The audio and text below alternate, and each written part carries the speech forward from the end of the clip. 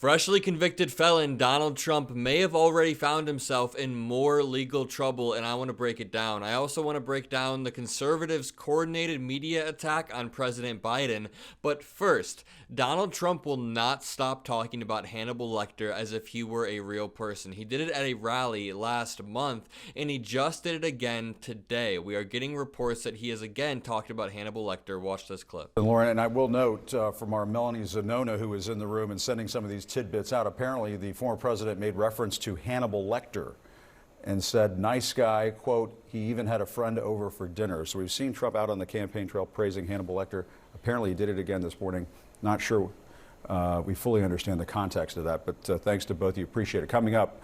That clip actually made me laugh. Donald Trump has one joke that he goes around using at the most inappropriate times. At his rallies or in closed-door meetings, he's telling this same Hannibal Lecter joke. And I make this point a lot, but it has to be said, if President Biden did that exact same thing, the right-wing media would never forget it. They would run it for months. That would be their new attack. All in my comment section, people would be saying, oh, why does President Biden always talk about Hannibal Lecter? But Donald Trump can be as incoherent as he wants, and the media holds Donald Trump and Joe Biden to different standards. They treat Donald Trump with kid gloves while holding President Biden to these impossible standards, of course. But in other news, Donald Trump admits he still has a gun despite felony convictions. It is a violation of federal law for someone convicted of felonies to possess a firearm. This article reads, Donald Trump, recently convicted on 34 felony charges related to falsifying business records, admitted to New York officials that he had not surrendered a gun he possesses in Florida, but that was registered in New York, according to CNN. It is a federal crime for someone convicted of a felony to possess a firearm or ammunition. An official who was briefed on the pre-sentencing meeting told CNN that Trump admitted to still possessing one of the 3 firearms listed on his New York City permit to carry concealed weapons.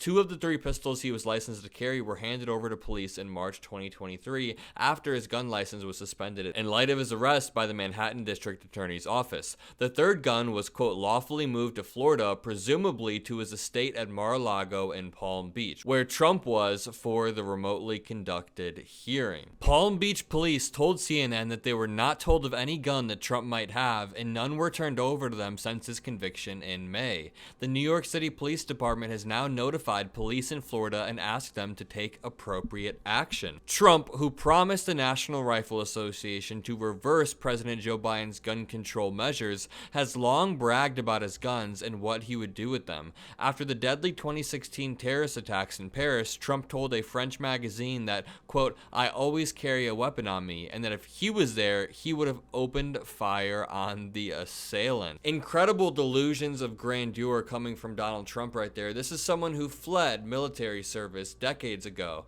This is someone who walks around with security, flies around in private jets. There is no shot he's going to take out a gun and shoot at the assailant. Now, if these reports are completely factual, then it's another perfect case of Donald Trump thinking he can skirt these legal norms, just like he did in court when he violated his gag order repeatedly and basically got away with it other than a few measly fines. He is now trying to skirt the law again by having a gun when he shouldn't be allowed to. And this is all made even more ironic by the fact that President Biden's son, Hunter Biden, was just convicted for lying to a gun dealer and lying about his drug use on a drug screening form. He was just convicted on gun-related charges. And now that Donald Trump is trying to skirt similar laws, I'm sure conservatives will be defending him to the death. They'll be calling for massive gun law reform. They'll be saying that all of these processes are shams. But when Hunter Biden was doing it, it was a perfect example of the justice system holding up how it's supposed to. And the condition of Trump's freedom pending his other felony charges is that he would not violate any other laws or commit any other crimes while out on release, and he might have done it here. So Donald Trump's claims that he's being treated unfairly may be true because he's being treated better than the average person. If any of us did what Donald Trump has already done, we would be in handcuffs immediately. But this next story is wild. There was a top-down scheme from Republican group Sinclair Broadcasting to spread lies about Biden's age. This article reads, Sinclair injects deceptive attacks on Biden's age into dozens of local broadcasts. This story was broken by Aaron Rupar and Judd Legum. They say two outlets controlled by right-wing media tycoons are working in tandem to aggressively push specious claims about President Joe Biden's fitness for office to millions of Americans. On June 4th, the Wall Street Journal published a 3,000-word article questioning Biden's mental acuity. The Wall Street Journal is owned by News Corp, the media conglomerate founded by right-wing billionaire Rupert Murdoch. He stepped down as chairman of the company last year, assuming the role of chairman emeritus. At the time of his retirement, Murdoch promised to continue to be, quote, engaged daily with news and ideas at the company. So there was a report released by the Wall Street Journal questioning Biden's mental acuity, but all of the sources for the report were incredibly questionable. I mean, their main source was Kevin McCarthy. Some of their other sources couldn't be named but were questionable, and Sinclair Broadcasting took this report and spread it across hundreds of their media stations, having them read the same lines verbatim. Each local media station read the exact same lines verbatim. Morning Joe covered this morning. Watch this clip. The Sinclair Broadcast Group, which is owned by a right-wing media mogul, seems to be working hard to push dubious claims about President Biden's mental fitness for office, and they're pushing it to millions of Americans. Aaron Rupar of Public Notice and Judd Legum of Popular Information highlighted how Sinclair has aggressively worked the claims about Biden's age into dozens of local broadcasts across the country.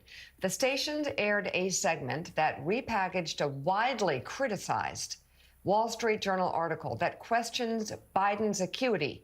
Local anchors all introduced the segment with a nearly identical script on how the president's mental awareness will affect the upcoming election. Here are just some of them. The Wall Street Journal calling into question the mental fitness of President Joe Biden. As national correspondent Matt Gelka tells us, the issue could decide the election. Wall Street Journal has published a story which calls the mental fitness of President Biden into question.